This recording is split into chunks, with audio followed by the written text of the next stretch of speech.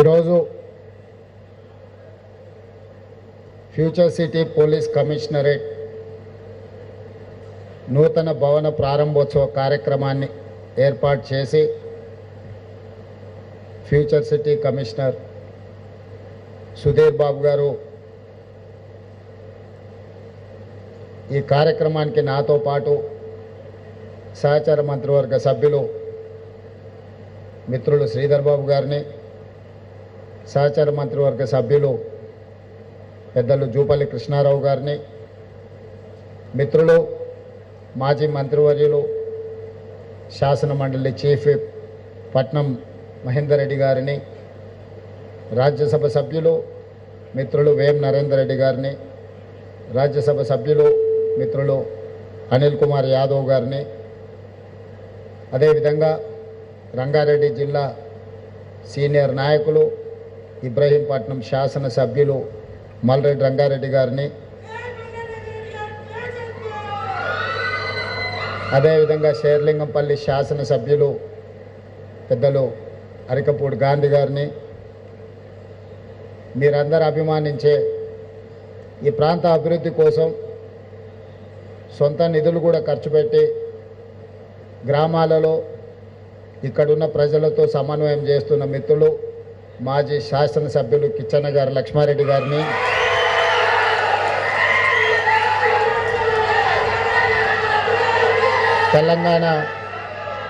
Telangana DGP Shivadhar Reddy గారు, రంగారెడ్డి జిల్లా collector Narayana Reddy గారు, Telangana industrial infrastructure corporation managing director Shashank గారు, అదేవిధంగా ఇతర అధికారులు, పీసీసీఎఫ్ చీఫ్ సువర్ణ గారు, ఎస్ఐబి ఐజీ సుమతి గారు, వేదిక మీద ఉన్న ఇతర ఉన్నతాధికారులు, ఇక్కడికి విచ్చేసిన పోలీస్ అధికారులు, వివిధ గ్రామాల నుంచి వచ్చిన రాజకీయ మిత్రులందరికీ కూడా స్వాగతం. ఈ ప్రాంత ప్రజలకు, ముఖ్యంగా ఫ్యూచర్ సిటీ ప్రాంతానికి సంబంధించిన ప్రజలకు అందరికీ కూడా నేను శుభాకాంక్షలు తెలియజేస్తున్నా.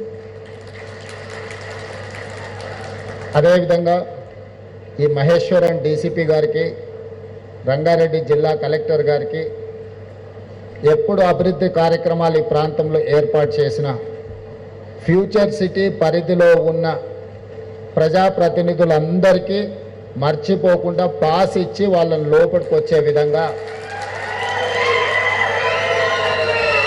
ఈ ప్రాంతంలో వాళ్ళు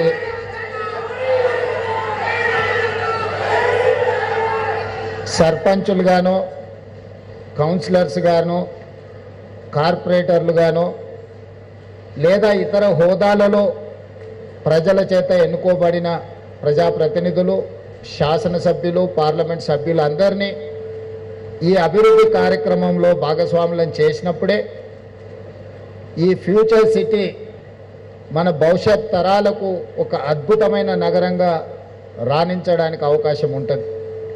ఇక్కడ సమస్యలు ముఖ్యమంత్రి స్థాయిలో నేను, ఐటీ అండ్ ఇండస్ట్రీస్ మినిస్టర్గా శ్రీధర్ బాబు గారు, ఇతర మంత్రులు అనుకుంటే పరిష్కారం అయ్యే సమస్యలు కాదు.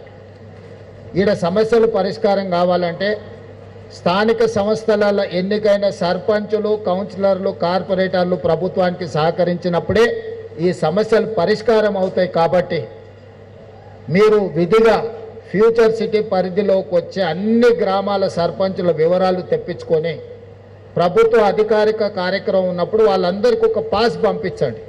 మీ కమిషనరేట్లోనే ఒక విభాగం పెట్టుకోండి. దాంతో ఏమవుతుందంటే మేము దారంబడి వస్తున్నప్పుడు ప్రజాప్రతినిధులు దారి పక్కన నిలబడి మమ్మల్ని లోపలికి రానివ్వడం లేదు అని చెప్పడం, మళ్ళీ మేము ఆగి వాళ్ళను లోపలికి పంపించండి అని చెప్పడం, ఇదంతా మనకెవరికి మంచిది కాదు. ఇది ప్రజాప్రభుత్వం, ప్రజల కోసం ఏర్పడ్డ ప్రభుత్వం. కాబట్టి దయచేసి అధికారులు ఖచ్చితంగా ఈ జాగ్రత్త తీసుకోవాల్సిందిగా నేను వారికి సూచన చేస్తున్నా. అదేవిధంగా రెండవది, ఇప్పుడు కొంతమంది గ్రామాలకు సంబంధించిన సర్పంచులు, ప్రజాప్రతినిధులు వచ్చి ఒక విజ్ఞప్తి చేసింది. మా గ్రామాలు కొన్ని ఫ్యూచర్ సిటీలో కలపకుండా పక్కన మిగిలిపోయినాయి. మా గ్రామాలను కూడా ఫ్యూచర్ సిటీలో కలపండి, తద్వారా మా గ్రామాలకు కూడా అభివృద్ధి విస్తరిస్తుంది, మేము కూడా ఫ్యూచర్ సిటీ అభివృద్ధిలో భాగస్వాములం అవుతామని చెప్పి కొంతమంది నా దృష్టికి తీసుకొచ్చిండ్రు.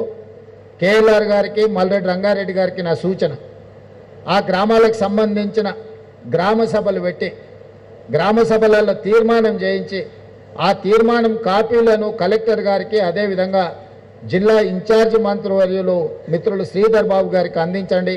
తప్పకుండా గ్రామాలను ఏ రకంగా ఫ్యూచర్ సిటీలా కలుపుకోవాలి, చట్టాన్ని సవరించాలి, వాళ్లకు కూడా ఈ అభివృద్ధి ఫలాలు అందే విధంగా ప్రభుత్వం తీసుకునే నిర్ణయాలను తప్పకుండా ప్రభుత్వం తీసుకుంటుంది. వాళ్ళ ఆకాంక్షలకు అనుగుణంగానే ఈ ప్రభుత్వం పనిచేయాలనుకుంటుంది. అభివృద్ధిలో ప్రజల్ని భాగస్వాములను చేసి ఈ ప్రాంతాన్ని అధునాతమైన అభివృద్ధి చెందిన నగరంగా తీర్చిదిద్దాలనేదే ఈ ప్రభుత్వం యొక్క లక్ష్యం.